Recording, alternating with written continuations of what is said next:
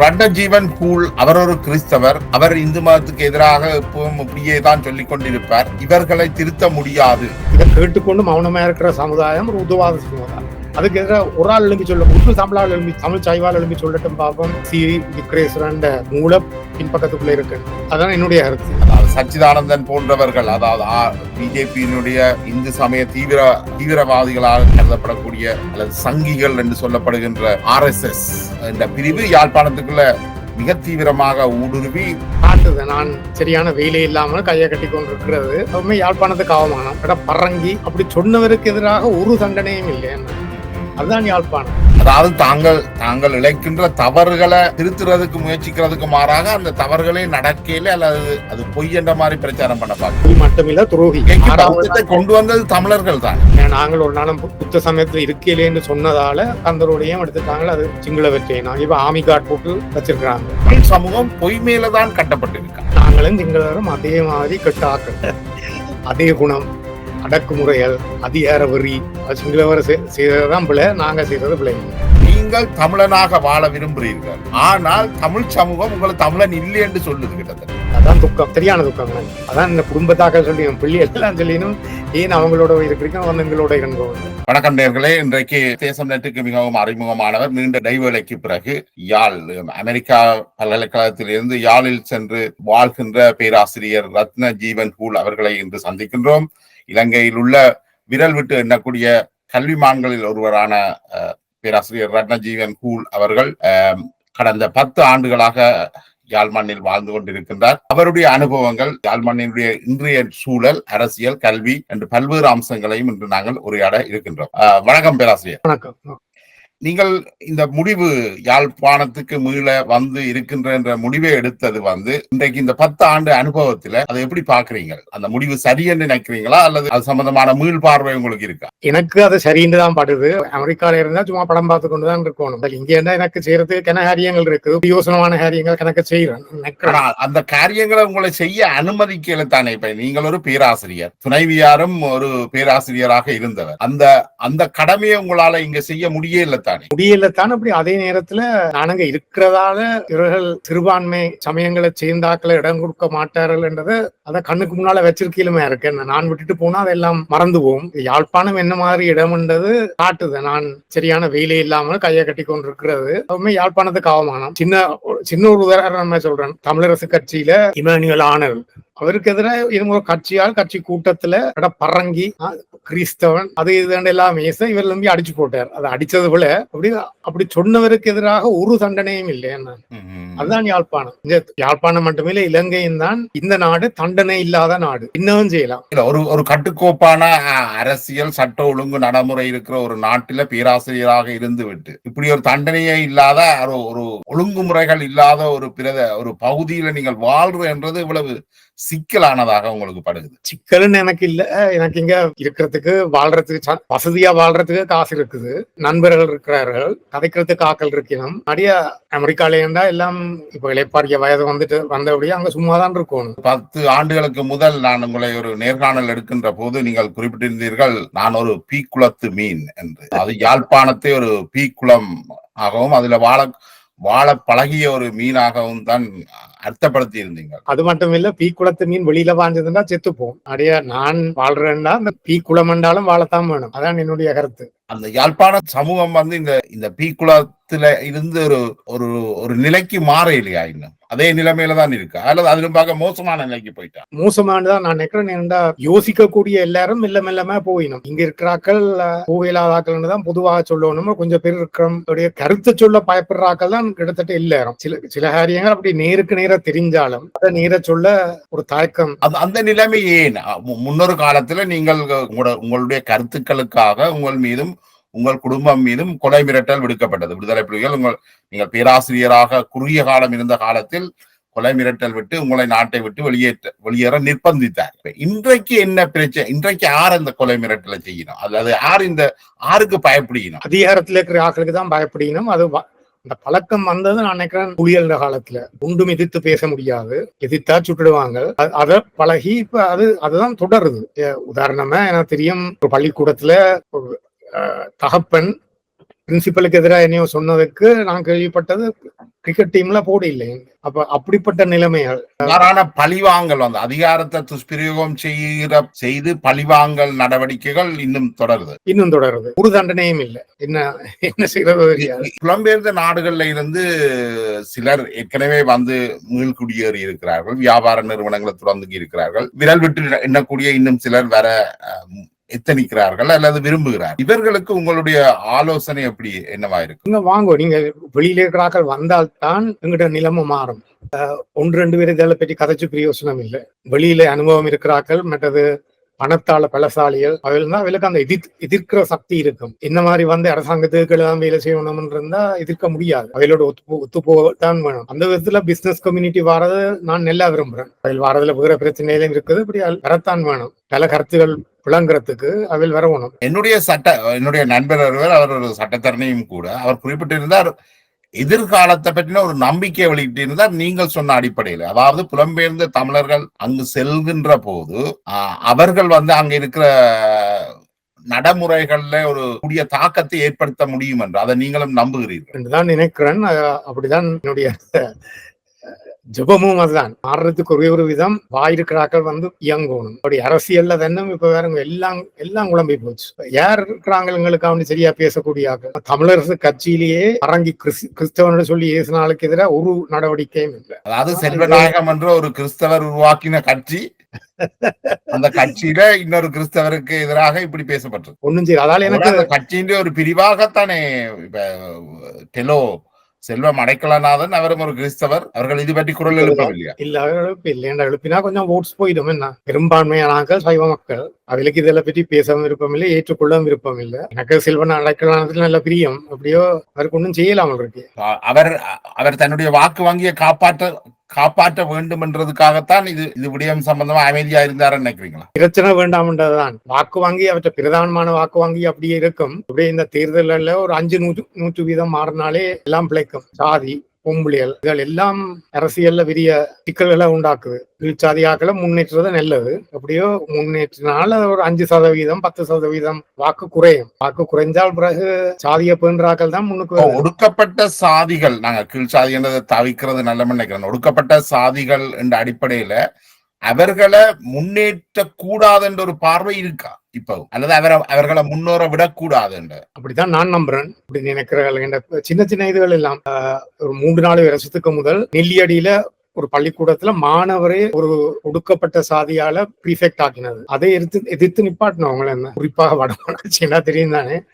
வடமராட்சியில இருந்த சாதி இன்னும் கூட அண்மையில சில பாடசாலைகள்ல அதிபராக ஒடுக்கப்பட்ட சமூகத்தை சேர்ந்தவர்கள் தெரிவு செய்யப்பட்ட பொழுதும் அவர்களுக்கு எதிராக ராஜதுரை சென்ட்ரல் காலேஜுக்கு பிரின்சிபலா வந்தார். அவரை கூட பண்ணினது நான் ஒரு காரணம்.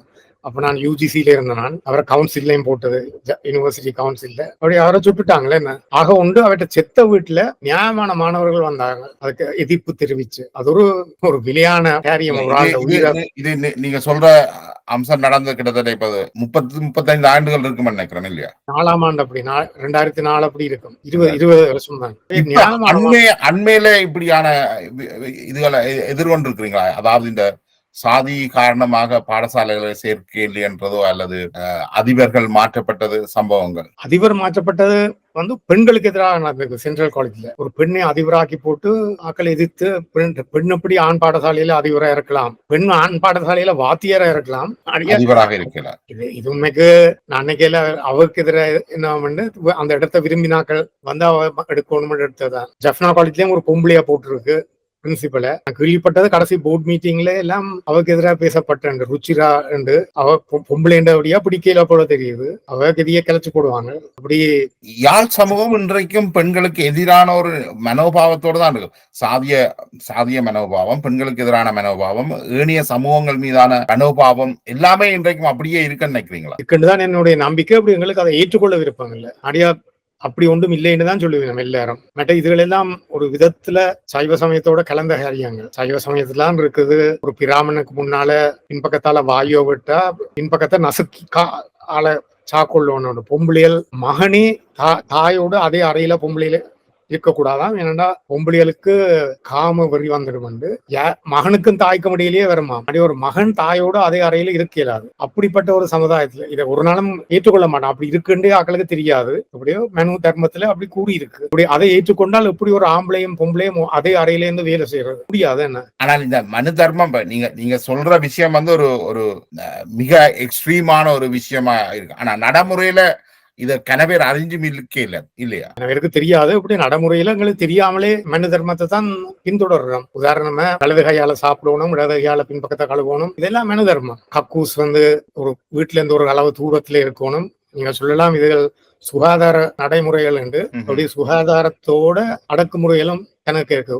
ஒரு பெண், இது குறிப்பா ஒரு பெண் இளம் வயதுல தாப்பனுக்கு கீழேயும் நடு வயசுல புருஷனுக்கு கீழேயும் வயது போன காலத்துல மகனுக்கு கீழே இருக்கணுமாம். ஒரு பெண் ஒரு போதும் சுதந்திரமாக இருக்கக்கூடாது. எங்கட வீட்டுல எங்கட கிறிஸ்தவ வீடு பொம்பளையில வெளியில போக விடுறீங்கள லேஸ்ல.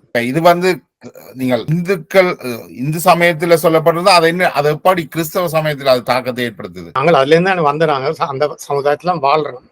இந்த பழக்க வழக்கங்கள் கணக்கு சின்ன உதாரணம், இடது கையால பின்பக்கம் கழுவுறது எங்களுக்கு அது தெரியாது. மனு ஒன்றே தெரியாது, சைவம் ஒன்றே தெரியாது. அப்படியே அது அப்படியே பழக்கத்துல வந்துட்டுது. ஆனா நீங்கள் கிறிஸ்தவர்களா இருந்தாலும் வரலாற்று காலம் தொட்டு பின்பற்றப்பட்ட வந்த சமய ரீதியாக பின்பற்றப்பட்ட வந்த விதிகள் இப்ப சமயத்தை கடந்தும் அது ஒரு வாழ்க்கை முறையா மாறிட்டு கிறிஸ்தவர்கள் மத்தியிலையும் இந்த சைவ சமய பழக்க வழக்கங்கள் ஊறி போயிருக்கின்றது. நான் மனதிர்வம் படிப்பிச்சுட்டு இருக்கிறேன் அமெரிக்கால. வேற காரணங்களுக்கு அப்படியோ ஒரு கோர்ஸ்ல பொலிட்டிக்கல் இக்கானமி ஆஃப் சவுத் ஏசியான்னு ஒரு பாடம் படிப்பிக்க சொல்லி கேட்டிருந்தார்கள். அதுல மனு தர்மத்தையும் படிப்பிச்சேன் நான். யாழ் ஊடகங்கள் இது சம்பந்தமாக என்ன சொல்லுது? அதாவது பெண்களுக்கு எதிரான ஒடுக்குமுறை, சாதிய ஒடுக்குமுறை, மத ரீதியான ஒடுக்குமுறை, பிரதேச ரீதியான ஒடுக்குமுறை, இது சம்பந்தமா யாழ் ஊடகங்கள் என்ன கருத்தை வச்சிருக்குது? யாழ் பல்கலைக்கழகம் வச்சிருக்கு ஒன்றுமல்ல அதிகாரத்தை பேணுறாங்க. உதாரணமாக யாழ் பல்கலைக்கழகத்துல ஒரு சிரேஷ்ட ஆசிரியரை வேலை நீக்கும் போது அவர் வழக்கு வச்சு கனகாலமா எழுதப்பட்டு கடைசியில தீர்ப்பு வந்தது. இன்னார் இப்படி செய்தது போல, இன்னார் இப்படி செய்தது போல, அப்படி கண்ணவியர்கள் பேர் சொல்லி கண்டுபிடிச்சிருந்தது. அப்ப அந்த தீர்ப்பை வச்சு நான் எழுதி தமிழ் பேப்பர்ல எனக்கு ஒரு 4-5 பேப்பர்ல அனுப்பினான். ஒருத்தரம் அடிக்க தயாரில்லை. ஏன்னா எங்களுக்கு அவமானம். அது அப்படி சொல்ல இல்லை. அப்படி அதுதான் காரணம். எங்கட பொட்டுக்கேடுகளை வெளியில சொன்னா அது எங்களுக்கு அவமானம். அப்படி எங்கட மிக திறமையான பல்கலைக்கழகம் அதன் பேரை கெடுக்க கூடாது என்று சொல்லி போட்டு இவர் வேலை நீக்கப்பட்டு திருப்பி எடுபட்டதே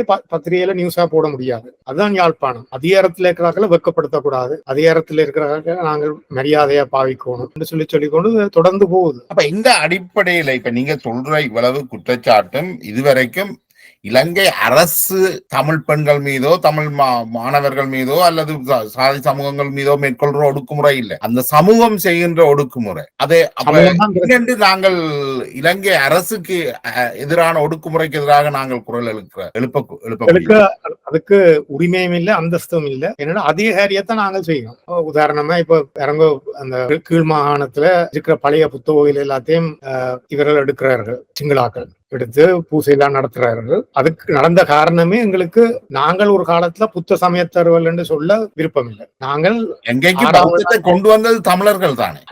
அது இப்பதான் கதை வருது. என்னன்னா எங்களோட காரியம் எல்லாம் விடுபடுறவுடைய கடைசி 200 வருஷமா அதை தமிழ் மக்கள் ஏற்றுக்கொள்ளவில்லை. நாங்கள் ஒரு காலத்துல புத்த மக்கள் என்று சொன்னால் இவர் சைவ சமயத்துக்கு எதிர்க்கு என்று சொன்ன மாதிரி அப்படி வந்துட்டு இப்ப கந்தரோடையும் போயிட்டுது. ஏன்னா நாங்கள் ஒரு நாளும் புத்த சமயத்துல இருக்கையிலேன்னு சொன்னதால கந்தரோடையும் எடுத்துட்டாங்க. அது சிங்கள வெற்றினா இப்ப ஆமி கார்டு போட்டு வச்சிருக்கிறாங்க. அப்படி செய்ய நீங்கள் யாழ்ப்பாணத்துக்குள்ள வந்து பாத்தீங்கன்னா எல்லா இடமும் முதல்வர் சின்ன சிலையா போடுவாங்க. பிறகு அந்த சிலைக்கு ஒரு சுத்தி வர ஒரு சின்ன கட்டிடம் போடுவாங்க. பிறகு அரசாங்க காணியை அப்படி எடுத்து அது ஒரு பெரிய சைவ கோயிலா மாறிடும்.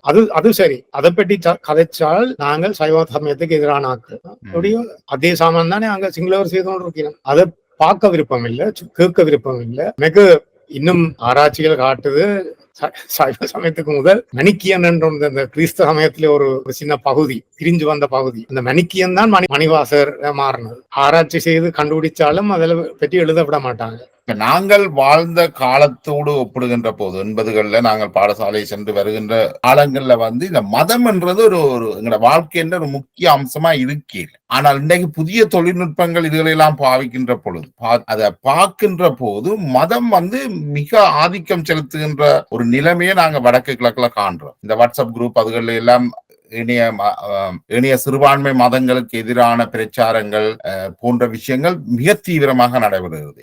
இது இந்த பின்னணி என்னன்னு பாக்குறீங்க? இந்த பின்னணி நாங்களும் சிங்களவரும் அதே மாதிரி கெட்டாக்கள், அதே குணம், அடக்குமுறைகள், அதிகார வெறி. சிங்களவர் செய்யறதுதான் பிள்ளை, நாங்க செய்யறது பிள்ளை இல்லை. இது அடிப்படை தன்மை. எங்களுக்கு ஒன்றும் செய்யலாது. இந்த நாடு கஷ்டம் திருத்தி எடுக்க. சரியா படிப்பிக்கணும். படிப்பிக்கிறதுக்கு விடுவார்களோ என தெரியாது. இதெல்லாம் வெளியில வரணும். என்ன உண்மைக்கு எங்களோட தன்மத தன்மை சரியான தன்மதவராக ஒரு முஸ்லீமாக இருக்கிற யாழ்ப்பாணத்தில் வாழ்கின்ற ஒருவர் ஒரு பாதுகாப்பான நிலையை உணரக்கூடியதா இருக்கா? முஸ்லிம்ஸ் என்ற அனுபவத்தை பாத்தீங்கன்னா அவர்களை நாங்கள் 1990ஆம் ஆண்டு கிளச்சி விட்டுனாங்க. அவங்களோட சாமான்களையும் பறிச்சு 2000 ரூபாய் தான் கொண்டு போலாம்னு சொல்லி அவர்களுக்கு எதிராக ஒரு வார்த்தை சொல்லி பாருங்க நடக்கும். அதுக்கப்புறம் நீங்க அரசியல்ல இருக்கீங்களா? சுமந்திரன் அப்படி சொல்லி இப்ப கஷ்டப்படுறார். சுமந்திரனுக்கு இருக்கிற அனுதாபம் குறைஞ்சதுக்கு ஒரு காரணம் அவர் முஸ்லிம்ஸுக்கு நாங்கள் செய்தது பிள்ளை என்று சொன்னாங்க. இல்ல, சுமந்திரன் அப்படி சொன்னதுக்கு காரணம் அவர் ஒரு இந்துவா இருந்திருந்தா சொல்லி இருப்பாருன்னு நினைக்கிறீங்களா, அல்லது அவர் ஒரு கிறிஸ்தவராக இருந்தபடியே தான் அவரால் சொல்லக்கூடியதாக இருந்தது நினைக்கிறீங்களா? கிறிஸ்தவர் ஆனபடியால் கொஞ்சம் சொல்றது கொஞ்சம் லேசு. அதாலதான் சொன்னவர் நான் சொல்ல மாட்டேன். இந்த யோசிக்கிற ஆளுக்கும் இது தெரியணும். ஆர்மோனாவலர் எடுத்தீங்களா இதே பிரச்சனை என்ன, நல்ல போதுமான அளவு ஆதாரங்கள் இருக்குது. அவரை பற்றி இருக்கிறது எல்லாம் பொய். அடு போய் ஒரு ஆள் சொல்லட்டும் பாப்போம் அது பொய். கிறிஸ்தவர்கள்ட்ட சொன்னா பயப்படுகிறார்கள் அதை சொல்ல. சைவ சமயத்தாக்கள்கிட்ட சொன்னா அது தங்கட இவர் சாதி எங்களுக்கு இந்து சமயத்துக்கு எதிரானால் இதை சொல்றாருன்றாங்க. இதை பற்றி ஒன்றும் பேச முடியாது. இப்ப யாழ்ப்பாணத்தை நீங்கள் ஒரு பீக்குளமாக சுட்டி காட்டி இருந்தீங்கள். அதை நாங்கள் பார்க்கக்கூடியதாகவும் இருக்கு. அது இந்த நடைமுறைகளை யாழ்ப்பாணத்தை ஒரு தமிழர்களுடைய பண்பாட்டு தலைநகரமாக, கலாச்சார தலைநகரமாக, ஒழுக்கத்தின் ஒரு அமைவிடமாக வர்ணிக்கின்ற நிலையை நீங்கள் எப்படி பாக்குறீங்க? இதுகள் எல்லாம் அதுக்கு அடுத்த தலைமுறை தான் செய்யணும். என்ன நாங்கள் எல்லாம் கெட்டு போனோம். அப்படி வளர்ந்து எல்லாரையும் நான் சொல்லல. அப்படி பொதுவாக இது ஒரு கூடாத சமுதாயம். இந்த புது தலைமுறையத்தான் நாங்கள் வடிவா படிப்பிச்சு எடுத்தா இன்னும் ஒரு சான்ஸ் இருக்கு. எல்லாத்துக்கும் அந்த சந்தர்ப்பமே இல்லை முன்வர்றதுக்கு. இப்ப நீங்கள் சொன்ன விஷயங்கள் எல்லாத்தையும் தொகுத்து பார்க்கக்குள்ள, அதாவது ஆறுமுக நாவலரை பற்றின விடயங்கள், நாங்கள் பௌத்தர்களாக இருந்த விடயங்கள், நீங்கள் இங்கு உங்களோட தகமையோட வந்த பொழுதும் நீங்கள் ஒரு தகமை இல்லாதவர் என்று சொல்லித்தான் உங்களுக்கு வாய்ப்புகள் மறுக்கப்பட்டது. அதுக்கு மேல பாத்தீங்கன்னா இன்றைக்கு நாங்கள் பிரபாகரன் இருக்கிறார் இல்ல இந்த உண்மைகளை கூட நாங்கள் அறிய தயாரில்லாதவர்களா இருக்கிறோம். யாழ் சமூகம் ஒரு விதத்துல தமிழ் சமூகம் பொய் மேலதான் கட்டப்பட்டு இருக்கா. அடித்தளம் பச்சை பொய்ன்னு தான் சொல்லணும். நான் அந்த ஒரு புத்தகம் எழுதினான். அதுல நீங்களும் மகிழ்ச்சி இருக்கிறீங்க. ஹெரிட்டேஜ் ஹிஸ்டரிஸ் எங்களை பெருமைப்படுத்தும் சரித்திரங்களை உண்டாக்குறது. அதுதான் பொதுவான குணம். என்ன எங்களை பெருமைப்படுத்துதோ அதை உண்டாக்கி மெய் என்று சொல்லி அதை எதிர்க்கிறாக்களை கலட்டி விடணும். Send John's 200 வருஷமாம். 200 வருஷம் இல்ல. Central college 200 சொச்ச வருஷமாம். அதுவும் இல்ல. அப்படியோ சரி வடிவ 6000 ஆளுக்கு உண்மை தெரியும். அப்படி செய்ய ஒருத்தரும் தயார் இல்லை. என்ன அதுங்கிட்ட பெருமையா குறைச்சு விடும். இனங்கள் மதங்கள் கடந்து யாழ் சமூகம் என்றது ஒரு பொய்மைக்குள்ளதான் கட்டப்பட்டு கொண்டு வருது. அப்படித்தான் நானும் நினைக்கிறேன். முழுக்க போய் நாங்கள் ஒரு மாய உலகத்துக்குள்ளதான் வாழ்றோமா? மாய உலகம் என்றாலும் எங்களுக்கு வசதியான எங்களை பெருமைப்படுத்துற ஒரு உலகம். அது பெரும்பான்மையானவர்களுக்கு தான் அதை செய்யலாம். மற்றவர்களுக்கு அதை செய்ய முடியாது. அப்படியே அந்த பெரும்பான்மை கதைகள் வறந்து கொண்டே போகும். நீங்கள் இந்த மனு நீதி என்ற விஷயத்தை காய்ச்சிருந்தீங்கள். இந்தியாவில மோடி தலைமையிலான பாரதிய ஜனதா கட்சி மீண்டும் ஆட்சிக்கு வாரதுக்கான வாய்ப்புகள் கூடுதலாக இருப்பதாகவே நம்பப்படுது. அது மட்டுமில்ல, அவைகள் வந்தா யாழ்ப்பாணத்துக்குள்ளே வர வேண்டும் என்றுதான் கதைகள் இப்போ உலாவுது. அவையில் யாழ்ப்பாணத்துக்கு வந்துச்சோம்னா அதுக்கப்புறம் கிறிஸ்தவர்கள் முஸ்லிம்ஸுக்கு இங்க இடம் இருக்குமோ என தெரியாது. அது ஏற்கனவே இந்தியாவில முஸ்லிம்களுக்கு எதிரான நடவடிக்கைகள் தீவிரமாக அவர்கள் நாட்டை விட்டே வெளியேற வேணும் என்ற அளவுக்கு கதைக்கப்படுது. தொடர்ச்சியை நாங்கள் யாழ்ப்பாணத்திலையும் பாக்குறோம். இல்ல ஒரு மோடி சொல்றாரு உங்களோட தாலி கொடியை எடுத்து காங்கிரஸ் தான் முஸ்லிம்ஸுக்கு கொடுத்துருவாங்களாம். இதுதான் பகை அரசியல். பகை அரசியலுக்கு தலைவர் மோடி. அவரை எங்கட காரியங்களையும் நடத்த சொன்னா எங்கட தொப்பி போச்சுன்னு தான் சொல்லணும். யாழ்ப்பாணத்துல இப்ப யாழ்ப்பாணம் சொல்றது முடிவுகள், அரசியல் முடிவுகள் பெரும்பாலும் விரும்பியோ விரும்பாலமோ யாழ்ப்பாணத்துலதான் அந்த தமிழ் அரசியல் என்ற முடிவுகள் எடுக்கப்படுது. இப்ப ஏனைய சமூகங்கள் மௌனமாக்கப்பட்டு கொண்டிருக்கு. அதாவது சச்சிதானந்தன் போன்றவர்கள், அதாவது பிஜேபியினுடைய இந்து சமய தீவிரவாதிகளாக கருதப்படக்கூடிய அல்லது சங்கிகள் என்று சொல்லப்படுகின்ற RSS என்ற பிரிவு யாழ்ப்பாணத்துக்குள்ள மிக தீவிரமாக ஊடுருவி நினைக்கிறேன் சமூகங்களுக்கிடையே மோசமான பிளவுகளை ஏற்படுத்தி கொண்டிருக்கலாம். 18ஆம் ஆண்டு உள்ளூர் தேர்தல்ல நோட்டீஸ் அடிச்சவங்க எல்லா இடமும் கைவாக்களுக்கு தான் ஓட் பண்ணணும், மெட்டாக்களுக்கு ஓட் பண்ண கூடாது. எல்லாம் இவர் பின்னணியில சச்சிதானந்தன் அவர் ஒரு காலத்துல யூஎன் ஆபிஷியலா இருந்து ஓட்டி இப்படி இவ்வளத்துக்கு விழலாம்னு எனக்கு நம்பிலாது. யூஎன் ஆபிஷியலா இருக்க இந்த லிபரல் யோசனையில எல்லாம் கட்டாயம் வலியுறுத்தி இருப்பேன். இப்ப அதெல்லாம் போயிடுச்சு. என்ன செய்யலாமோ தெரியல அப்படிப்பட்ட ஆக்களோட. இப்ப இந்த தேர்தல்ல மோடி வெற்றி பெறுவாராக இருந்தால் இலங்கையின் வடக்கு கிழக்குல உள்ள குறிப்பாக வடமாகாணத்துல இது தீவிரமாக இருக்கிற வடமாகாணத்துல உள்ள சிறுபான்மை சமூகங்களின் நிலைமை என்ன? சாதிய ரீதியாக ஒடுக்கப்பட்டவர்கள் மற்றும் கிறிஸ்தவ மதத்தை சார்ந்தவர்கள், இஸ்லாமிய மதத்தை சார்ந்தவர்களுடைய எதிர்காலம் எப்படி இருக்கும்னு நினைக்கிறீங்க? எனக்கு இந்த யோசனையா கொஞ்சம் கலந்த யோசனைன்னு தான் சொல்லணும். வேண்டாம், இந்தியா வர்றதால சிங்களவர்கிட்ட இருந்து ஒரு அளவுக்கு காப்பாற்றப்படுவோம். எல்லாத்தையும் எடுத்துக்கொண்டே போறாரு. நான் சொல்றது அதுல அக்விசிட்டிவ் கல்ச்சர் இன்னத்தெண்டாலும் எடுத்து எங்களுடைய சொல்றாரு. அதுல இருந்து தப்பலாம். அப்படி அவர் வந்தால கிறிஸ்தவன் விதத்துல கிறிஸ்தவ சமுதாயம் அழிஞ்சு போகும்னு தான் நினைக்கிறேன். மோடி யாழ்ப்பாணத்துக்குள்ள வந்தால் கிறிஸ்தவ சமுதாயத்துக்கு என்ன நடக்குமோ எனக்கு தெரியாது, நிச்சயமா சொல்ல முடியாது. மோடி இந்தியாவில வென்றால் யாழ்ப்பாணம் அதுக்குள்ள போயிடும் இல்லையா? சரி, போனால் பிறகு முஸ்லிம்ஸுக்கும் கிறிஸ்தவர்களுக்கும் உணவு இருக்குமோ எனக்கு தெரியாது. சில தினங்களுக்கு முதல்ல நினைக்கிறேன் பசுவதைக்கு எதிராக சச்சிதானந்தம் அவர்கள் ஒரு பெரிய போராட்டத்தை நடத்தி காட்டியது எனக்கு விளங்கல. பசுவதையில அவ்வளவு தீவிரமாக இருக்கிறவர்கள் நூற்றாண்டு காலமாக ஒடுக்கப்பட்ட சமூகங்கள் வதைக்கப்படுவது பற்றி மௌனமாயிருக்கிறோம். அது எங்களுக்கு பாலிசி இல்ல, கொள்கைன்னு ஒன்று இல்ல. எது எங்களுக்கு வசதியோ அதைத்தான் எங்களோட கொள்கை ஆக்கிக் கொள்றது. ஒரு நாளும் சிறுபான்மை மக்களை பேணணும்னு சிங்களருக்கு சொல்லுவோமே ஒழிய தமிழருக்குள்ளே சிறுபான்மை மக்களை பற்றி ஒன்றும் பேச தயார் இல்லை. ஒடுக்கப்பட்டவர்கள் இருக்கிறார்கள் ஒத்துக்கொள்ளவே தயார் இல்லை. இந்த நிலைமையில இப்ப அருண் சித்தார்த் போன்றவர்கள் எழுப்புகின்ற குரல் எவ்வளவு தாக்கத்தை ஏற்படுத்துது நினைக்கிறீங்க? என்ன பொறுத்தளவுக்கு இப்ப நான் அவரை கேட்டு ரசிச்சேன். நான் அது சொல்றது மெய்தான். எப்படியோ நான் கேட்டு ரசிச்ச ஒரு பிரிவு சொன்ன பொதுவா சமுதாயத்துல யார் கேட்கணுமோ எனக்கு தெரியாது. ஆக்கள் மௌனமா இருக்கிறபடியா சொல்றதும் கஷ்டம். என்ன ஃப்ரெண்ட்ஸ் இருக்கணும். பேராசிரியராக அவரை ரசிச்சேன்னு சொல்றீங்களா? ஆனா இன்னொரு பிரிவினர் அவர் ஒரு அரசாங்கத்துடைய ஆள், இராணுவ புலனாய்வு ஆள், இவ்வாறான குற்றச்சாட்டுகளும் மற்றது ஆவா குழுவுல இருந்தார், இவ்வாறான குற்றச்சாட்டுகளும் அவர் மீது வைக்கப்படுது இருக்கு. சொல்றதுதான் நான் சொல்றேன். அவர் சொல்றதுமே அந்த வீடியோல நான் பார்த்தேன்னா வீடியோல அவர் சொன்னதுமே எனக்கு கணக்க லிபரல்னு தெரிஞ்சாக்கள் கனவே நான் கணப்பினவை பேரங்கோ. அப்ப அவர் சொல்றதுக்கு ஒரு அளவுக்கு சப்போர்ட் இருக்கு. அருண் சித்தார்த் வைக்கின்ற வாதங்கள் நீங்கள் சரியென்று தான் நீங்கள் அது மித்தச்சரி வாழ்க்கையை பற்றி உங்களுக்கு பெருசாக அறியல. ஆனா அவர் வைக்கின்ற வாதங்கள் தெளிவா இருக்குன்னு நினைக்கிறீங்க? எனக்கு அவரையும் தெரியாது, அவரை பற்றியும் தெரியாது. வீடியோ மட்டும்தான் பார்த்தேன்னா அதெல்லாம் எனக்கு ஒரு குறை இல்லை. இந்த பசுவதைக்கு எதிராக கொண்டு வரது அவர் பசுவதை பற்றி ஒரு சட்டம் கொண்டு வரணும் என்றும் அதை நடைமுறைப்படுத்தாத முகம்மதியர்களுக்கு எதிராக இந்துக்கள் கிளந்தெழ வேணும் என்றும் சச்சிதானந்தனுடைய அணி சொல்லியிருக்கு. அது எவ்வளவு தூரம் இந்த இனங்களுக்கு இடையிலான பாதிப்பை ஏற்படுத்தும் நினைக்கிறீங்க? ஆண்டுகளுக்கு முன்பு நடக்காத நிகழ்ச்சிகள் போர்த்துகேயர் வந்த பின்புதான் இந்த கொடுமை இங்கே தொடங்கியது. புத்தர்கள் ஒரு பொழுதும் பசுவை கொல்வதில்லை. மத்துகம பிரதேச செயலகத்திலே சபையிலே தீர்மானம் இயற்றி அந்த பிரதேசத்திலே மாற்று சிக்கலை ஒழித்திருக்கிறார்கள். தென்னிலங்கையிலே 10-15 பிரதேச சபைகளிலே மாற்று சிக்கலைகள் வைக்கக்கூடாது என்று தீர்மானம் இயற்றி நடைமுறைப்படுத்தி வருகிறார்கள். அவர்களும் சைவத்தை மதிக்கிறார்கள், புத்தர்களும் சைவத்தை மதிக்கிறார்கள், சிவபூமி என்று ஏற்றுக்கொள்கிறார்கள். ஏன் இந்த மண்ணிலே சிவபூமியிலே சிவபெருமானுக்குரிய பூமியிலே நீங்கள் இங்கே மாற்று சிக்கலை வைக்கிறீர்கள்? பசுவதையை தயவு செய்து நிறுத்துங்கள். அப்படி நீங்கள் நிறுத்துவதன் ஊடாகத்தான் இன மத இணக்கத்தை இந்த நாட்டிலே ஏற்படுத்தலாம். சட்டத்தரணிகளுக்கு எதிராக நடவடிக்கை எடுக்க அவள் விரும்பல. ஏன்னா இது சம்பந்தமாக நாங்கள் தேசம் திரையும் ஒரு செய்தி தொகுப்பை வெளியிட்டிருந்தது.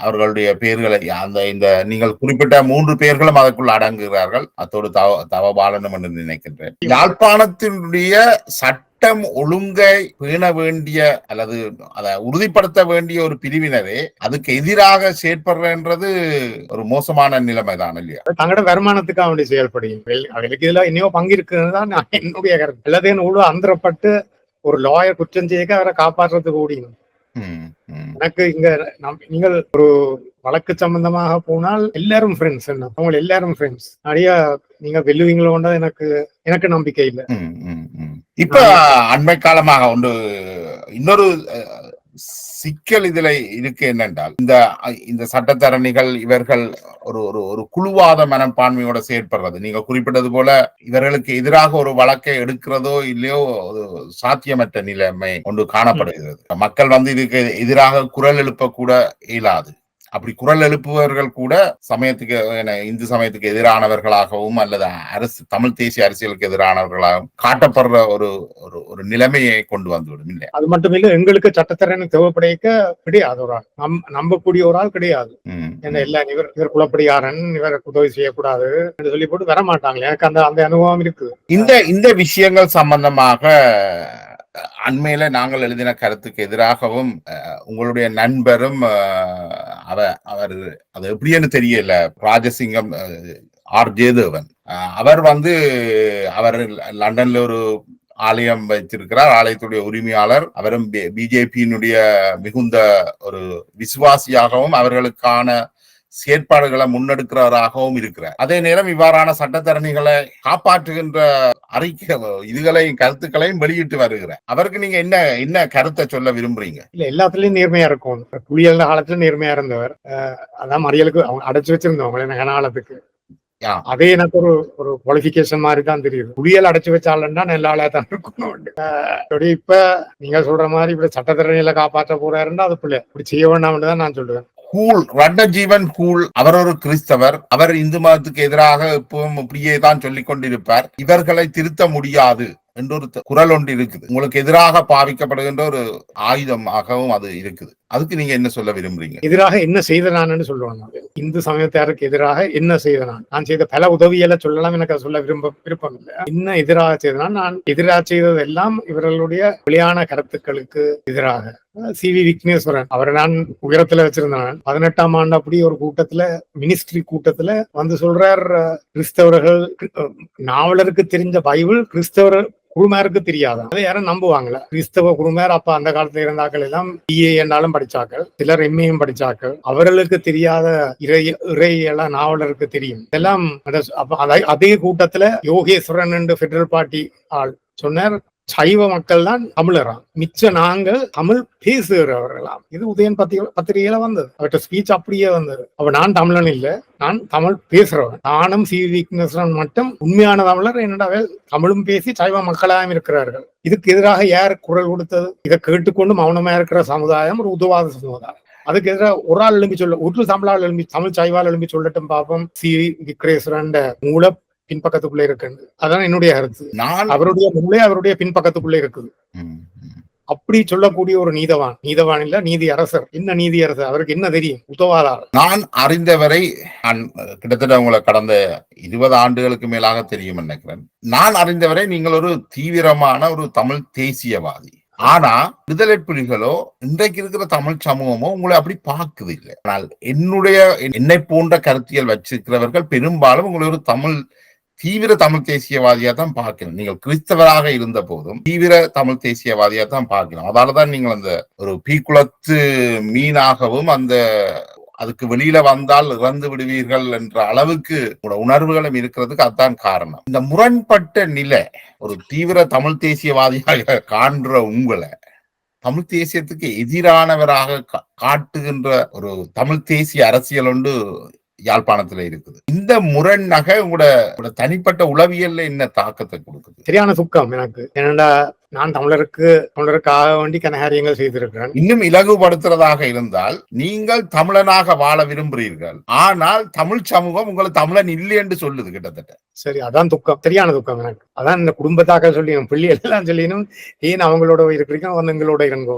அதான் திருப்பி சொல்றது, இவங்களோட இருக்க வேண்டாம். அப்படியே அதே நேரத்துல எனக்கு கனவே இந்து மக்களுக்கு தெரியும், நல்ல நண்பர்கள், எனக்கு எதிராக ஒன்னும் பேச மாட்டணும், அப்படி எனக்காக வேண்டியும் பேச மாட்டணும். அதான் அந்த பிரச்சனை. அதுல தெரியும் பிள்ளைண்டு ஆக்கள் சொல்றதே எனக்கு சொல்லுவேன், அப்படி சொல்றாங்க, இப்படி சொல்றாங்க.